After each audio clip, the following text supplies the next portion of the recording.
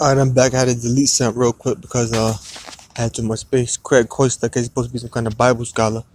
It says Coyster points out that aqueducts were used in or around all the cities in Revelation. Laodicea's water supply was like that of other cities, and water from aqueducts was considered good to drink.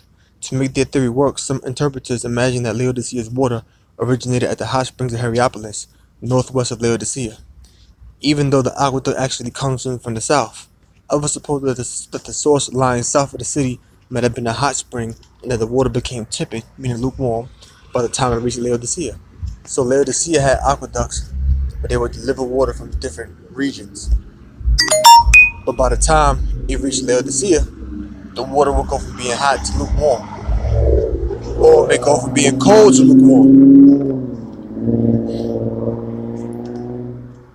or maybe go from being cold to lukewarm.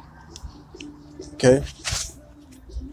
It says, but studies of the water system do not bear this out. Laodicea had access to water from 2 rivers and 2 springs.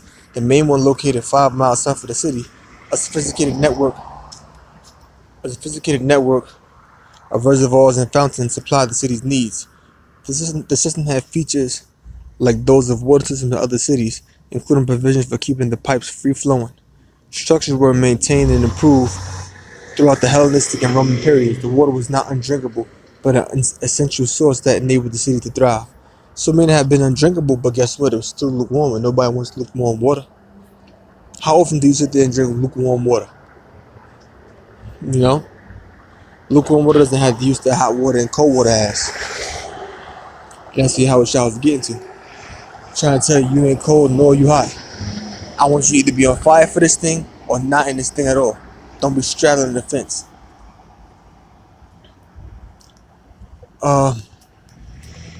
See, there's a little more I could read here. I'll read some more. It says, in fact, visitors praised the quality of the Laodicean water. Laodicea's water was of good quality. A donor named Hydrocrus gave his name to part of the first century water system of the city. Since his name meant sweet complexion, he created a wordplay that emphasized the pleasing quality of the sweet complexion water being brought to the city. A 4th to 5th century inscription refers to a Laodicean fountain house that supplied sweet clear water. Revelation's imagery focuses on what was used for drinking, taken into the mouth, yet the hot water at Hierapolis was not valued for drinking but for bathing in dyeing fabric. Strabo, which I believe was a Roman historian, said that the rivers near Laodicea were similar to those of Hierapolis in that they had a high mineral content, although the water is drinkable.